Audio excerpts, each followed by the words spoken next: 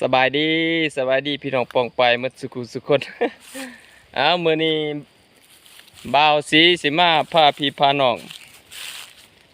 มาเที่ยวป่าพี่น้องเที่ยวป่าอยู่เฮือนอยู่ซ่านฮ้อนหลายพี่น้องนี่อยากอากาศอยากบดๆนิดนึงพี่น้องมื้อนี้มาใส่งูพี่น้องสิมันหรือบ่มื้ออื่นมาลุ้นน้ำกันพี่น้องเอ้ย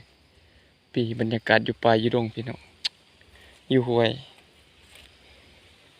นี่พี่น้องปีอากาศอยากบดๆหน่อยหนึงพี่น้องคือฝนสิตกนี่แหละเป็นห้วยพอกห้วยใหญ่อ้อมบ้านเลยพี่น้องเอ้ยอ้อมบ้านเลยแต่เก่านะโอ้ยป่าหลายเลยพี่น้อง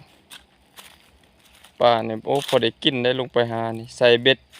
เอาเขียดเอายังโยงเอาปลาคอเด่นดับเปิดพี่น้องมันก็ตื่นแน่ป่ามันบ่อยากอยู่ปานใดป่าก็บ่อยากอยู่อยากยังกันใส่หม้องก็บ่ถูกตึกแฮก็บ่ถูกจะใส่โง่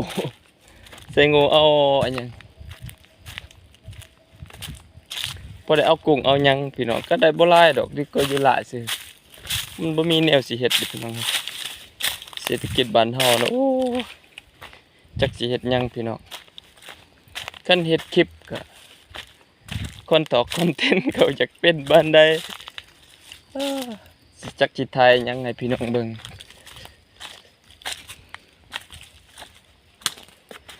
มีแต่ถ่ายภาพบรรยากาศ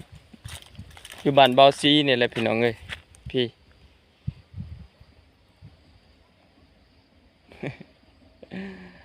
กล่องกับมัวๆพี่น้อง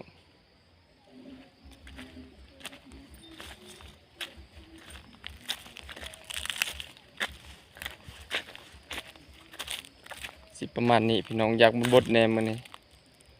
บรรยากาศสภาพอากาศก็คือฝนสิตกก็บ่ตกพี่น้อง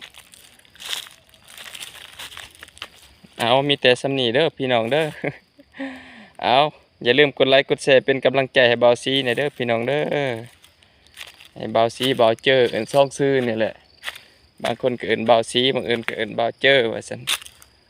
เป็นกำลังใจในเด้อพี่น้องเด้อสิได้พยายามถ่ายคลิปให้พี่น้องเบิ่งบรรยากาศอยู่